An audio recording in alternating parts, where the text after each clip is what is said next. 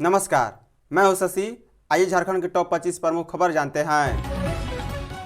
झारखंड के मुख्य सचिव बने अविनाश कुमार। भारतीय प्रशासनिक सेवा का 1993 बैच के अधिकारी अविनाश कुमार झारखंड के नए मुख्य सचिव बनाए गए हैं। वे मुख्यमंत्री हेमंत सोरेन के अपर मुख्य सचिव और नई दिल्ली स्थित झारखंड भवन में मुख्य स्थानिक आयुक्त भी बने रहेंगे।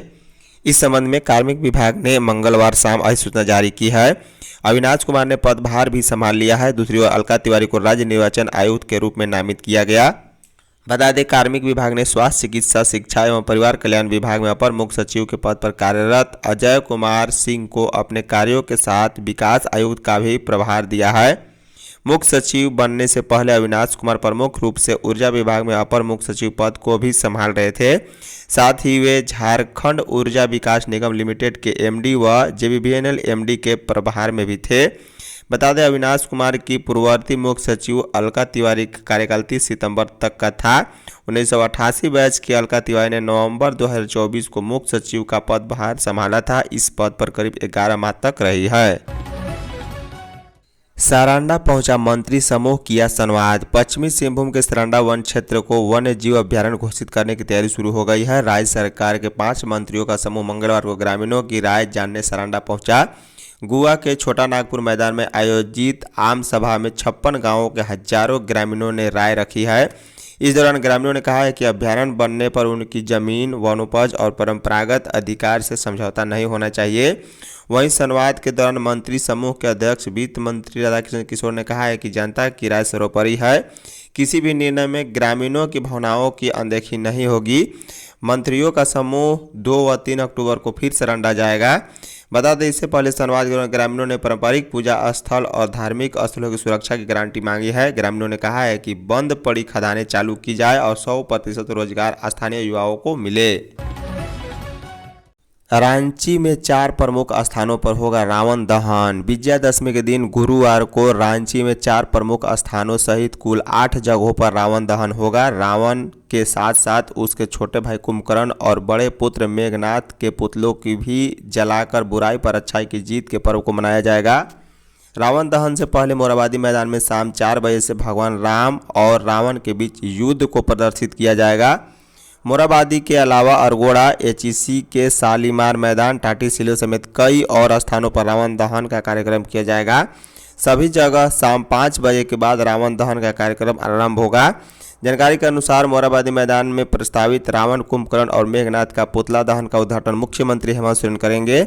इस अवसर पर केंद्रीय रक्षा राज्य मंत्री और रांची के सांसद संजय सेठ भी उपस्थित रहेंगे। बता दें कि पंजाबी हिंदू बिरादरी दशहरा कमेटी की ओर से रावण दहन कार्यक्रमों को भव्य तरीके से मनाने की तैयारी की गई है। झारखंड मौसम, आज से छाएंगे बादल। रांची समेत पूरे राज्य में 1 अक्टूबर से आगामी 3 तक आसमान में बादल छाने के आसार है। कुछ स्थानों पर बारिश भी हो सकती है। बंगाल की खाड़ी में बनने वाले सिस्टम के कारण राज्य के 12 जिलों में 2 और 3 अक्टूबर को कहीं कहीं भारी बारिश का येलो अलर्ट भी जारी किया गया। राज्य के तापमान में भी अगले 3 दिन में 2 से 4 डिग्री तक की कमी आ सकती है। मौसम विभाग के अनुसार संताल परगना और कोल्हान के सभी जिलों के लिए येलो अलर्ट है। इसमें पूर्वी और पश्चिमी सिंहभूम, सरायकेला, गोड्डा, साहिबगंज, पाकुड़, दुमका, जामताड़ा, देवघर, गिरिडीह, धनबाद और बोकारो शामिल हैं। हालांकि रांची समेत शेष जिलों में बादल छाए रहेंगे और हल्के से मध्यम दर्जे की बारिश होगी। सरकारी स्कूलों के बच्चों को न पोशाक न अनुदान मिला। झारखंड के सरकारी स्कूल न तो अब तक वार्षिक अनुदान मिला है और न ही स्कूली बच्चों को पोशाक मिल सकी है। सरकार ने घोषणा की थी कि शैक्षणिक सत्र शुरू होने के साथ पोशाक की राशि स्कूली बच्चों को दे दी जाएगी ताकि नए सत्र में नई पोशाक पहनकर वे स्कूल जा सके। बावजूद इसके शैक्षणिक सत्र शुरू हुए 6 महीने बीत चुके हैं और आधे सत्र खत्म होने के बाद ये पोशाक की राशि नहीं मिल सकी। शिक्षा विभाग केंद्र से राशि नहीं आने की बात कह रहा है। वहीं स्कूलों को विकास अनुदान की राशि भी सत्र शुरू होने के साथ दिए जाने का प्रावधान रहा है, लेकिन वह भी आधे सत्र के बाद भी नहीं मिल सकी। विद्यालय विकास अनुदान की राशि स्कूलों को हर साल दी जाती है, जिससे साल भर का खर्च वहन होता है। स्कूलों को नामांकन के आधार पर राशि दी जाती है।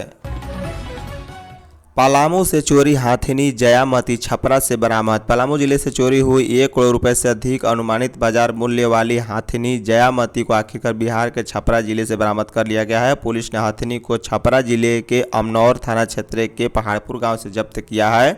इस पूरे मामले में हथनी के मालिक के ही 3 साझेदारों और महावत की मिलीभगत सामने आई है।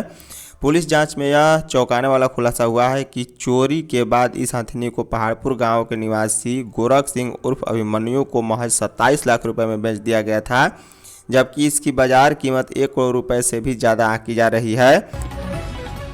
झारखंड के 8 जिलों में बनेंगे एक ही भवन में 4 थाने। झारखंड के 8 जिलों में 155.31 करोड़ की लागत से एक ही भवन में 4 थाने का निर्माण होगा। भवन की पहली मंजिली पर साइबर थाना, दूसरी पर महिला थाना, तीसरी पर SC/ST थाना और चौथी मंजिली पर STU थाना होगा।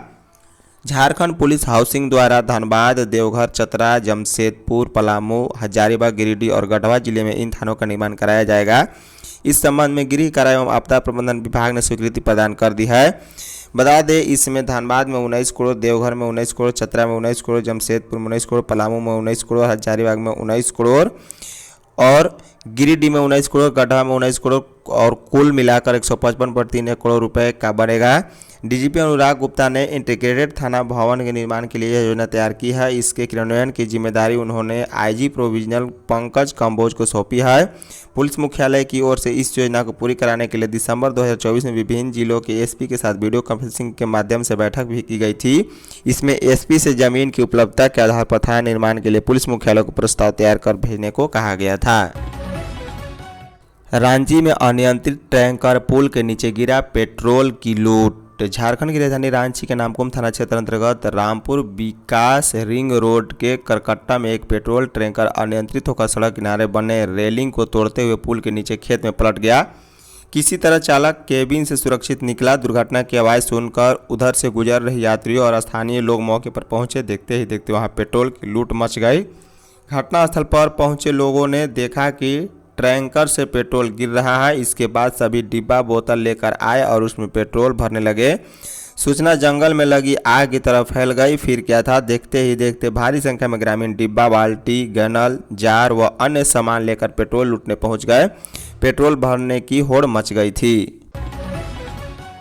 भद्रकाली मंदिर में 5000 श्रद्धालुओं ने दी बलि। झारखंड के प्रसिद्ध मां भद्रकाली मंदिर में शारदीय नवरात्र के 8वें दिन मां महागौरी की साधना हुई। इस मौके पर मां भद्रकाली मंदिर में महाअष्टमी के दिन निर्धारित समय पर कुष्मांडा संधि बलि दी गई। एक साथ लगभग 5000 श्रद्धालुओं ने मंदिर में संधि बलि दी है। संधि बलि के निर्धारित समय 1:45 सभी श्रद्धालुओं ने तलवार और खगड़ से भुआ समेत अन्य फलों की बलि देनी शुरू कर दी। उस समय मंदिर परिसर का माहौल रोंगटे खड़े कर देने वाला था। बता दें, संधि बलि में जिला परिषद उपाध्यक्ष बज्रकिशोर तिवारी, जिला परिषद सदस्य सरिता देवी, भारतीय जनता पार्टी नेता टुंडी सिंह, प्रबंधन और ट्रस्ट के सदस्य समेत सैकड़ों श्रद्धालु शामिल हुए। उसके बाद महाआरती हुई। महाआरती में भी हजारों श्रद्धालु शामिल हुए थे। गुजरात में फंसे झारखंड के 13 मजदूरों की वापसी में जुटी सरकार। झारखंड सरकार गुजरात के कच्छ जिले में फंसे 13 प्रवासी श्रमिकों के एक समूह को सुरक्षित वापस लाने के प्रयास में लगी हुई है। यह जानकारी एक अधिकारी ने मंगलवार को दी। पूर्वी सिंहभूम जिले के बहरागोड़ा प्रखंड के मटिहाना निवासी मजदूर एक निजी कंपनी में काम करने के लिए गुजरात गए थे। पूर्वी सिंहभूम के उपायुक्त कर्ण सत्यार्थी ने PTI भाषा को बताया है कि हमने प्रवासी श्रमिकों से संपर्क किया है, वे सुरक्षित हैं, लेकिन कंपनी ने उन्हें घर लौटने की अनुमति नहीं दी है। हम कंपनी प्रबंधन और गुजरात में संबंधित अधिकारियों से बात करने के बाद उनकी वापसी की व्यवस्था करेंगे। बता दें कि बहरागोड़ा के पूर्व विधायक कुणाल सारंगी ने मुख्यमंत्री हेमंत सोरेन को टैग करते हुए श्रमिकों की दुर्दशा साझा की। इसके बाद मुख्यमंत्री ने जिला प्रशासन और राज्य श्रम विभाग के प्रवासी नियंत्रण प्रकोष्ठ को उन्हें वापस लाने का निर्देश दिया है। झारखंड के बैंक में 400 पदों पर बहाली जल्द। बैंक में काम करने वाले युवाओं के लिए अच्छी खबर है। बता दें कि झारखंड स्टेट कोऑपरेटिव बैंक में 400 पदों पर बहाली होने वाली है। ये प्रक्रिया मार्च 2026 तक पूरी कर ली जाएगी। ये बात झारखंड स्टेट कोऑपरेटिव बैंक की चेयरमैन विभा सिंह ने कही है। वह सोमवार को बिष्टुपुर स्थित झारखंड स्टेट कोऑपरेटिव बैंक के दुर्गोत्सव में बतौर मुख्य अतिथि उद्घाटन करने रांची से आई हुई थी। बता दें कि झारखंड स्टेट कोऑपरेटिव बैंक की चेयरमैन विभा सिंह ने कहा है कि कोऑपरेटिव बैंक में कार्यरत करीब 300 कर्मियों और पदाधिकारियों को जल्द प्रोन्नति भी मिलेगी। वहीं करीब 400 खाली पदों पर मार्च 2026 तक बहाली ली जाएगी। साथ ही संविदा पर कार्यरत कंप्यूटर ऑपरेटर को अस्थायी किया जाएगा। इस पर बोर्ड की सहमति मिल चुकी है। राज्य सरकार व JSSC को प्रति शपथ पत्र दायर करने का निर्देश। हाई स्कूल शिक्षक नियुक्ति का मामला में अगली सुनवाई नवंबर माह में होगी। झारखंड हाई कोर्ट के जस्टिस आनंद सेन की अदालत ने हाई स्कूल शिक्षक नियुक्ति 2026 के मामले में दायर याचिका पर सुनवाई की। सुनवाई के दौरान अदालत ने प्रार्थी का पक्ष सुना और राज्य सरकार व झारखंड कर्मचारी चयन आयोग को 17 अक्टूबर तक प्रति शपथ पत्र दाखिल करने का निर्देश दिया। अदालत ने कहा है कि हाई स्कूल शिक्षक की आगे की कोई भी नियुक्ति इस रिट याचिका का अंतिम निर्णय के अधीन होगी। मामले की अगली सुनवाई के लिए अदालत ने नवंबर माह के पहले सप्ताह में तिथि निर्धारित करने का निर्देश दिया है। इससे पूर्व प्रार्थी प्रशांत मिश्रा की ओर से अधिवक्ता आदित्य बनर्जी ने पैरवी की है। उन्होंने बताया कि प्रार्थी का नाम मेरिट लिस्ट में है लेकिन उसे नियुक्त नहीं किया गया। उन्होंने नियुक्ति के लिए अदालत से आदेश देने का आग्रह किया है। झारखंड समेत 5 राज्यों में माओवादियों ने बुलाया बंद। प्रतिबंधित संगठन भाकपा माओवादी ने झारखंड समेत 5 राज्यों में 15 अक्टूबर को बंद बुलाया है। केंद्रीय गृह मंत्री अमित शाह द्वारा बातचीत से इनकार किए जाने के बाद माओवादी ने एक कदम उठाया।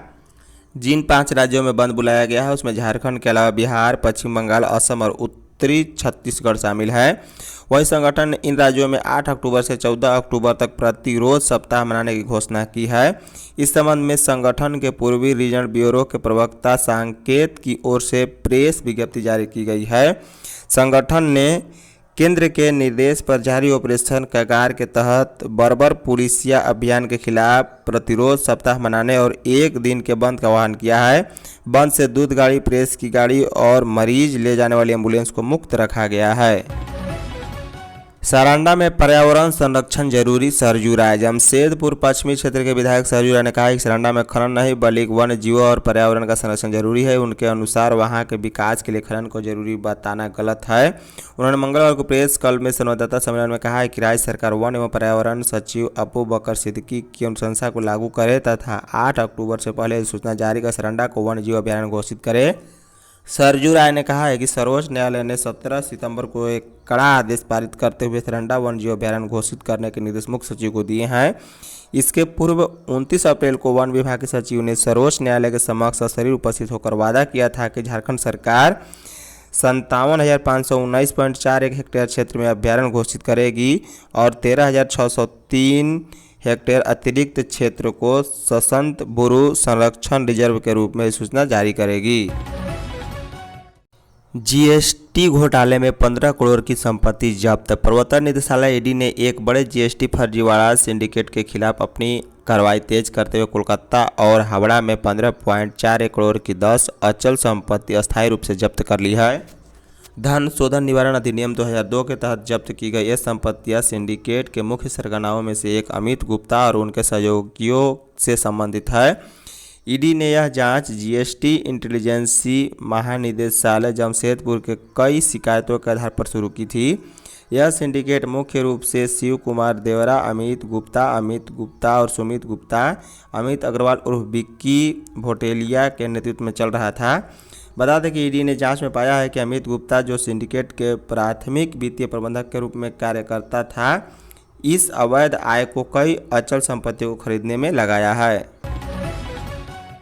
पूजा पंडालों से 5 चोर पकड़ाए। रांची शहर के पूजा पंडालों में आस्था की भीड़ उमड़ रही है। सोमवार को सभी पंडालों के पट खुलते ही सड़कों पर श्रद्धालुओं का सैलाब उमड़ पड़ा। भीड़ को नियंत्रण करने और उसकी सुरक्षा के लिए बड़ी संख्या में पुलिस बल तैनात रही है। श्रद्धालुओं को कोई परेशानी नहीं हो इसके लिए शहर के कई मार्गों पर बैरिकेडिंग से पूरी व्यवस्था चुस्त दुरुस्त है। पुलिस की सख्ती इतनी ज़बरदस्त है कि शहर में अलग अलग पूजा पंडालों से 5 चोरों को पकड़ा गया है। सीसीटीवी कैमरे लगाने के साथ पुलिस बल तैनात किए गए थे ताकि उपद्रवियों पर नज़र रखी जा सके और लोगों को परेशानी न हो। कानून व्यवस्था बनाए रखने और किसी भी तरह की घटना से बचाव के लिए पुलिस ने कमान अपने हाथ में ले रखी थी। धन्यवाद।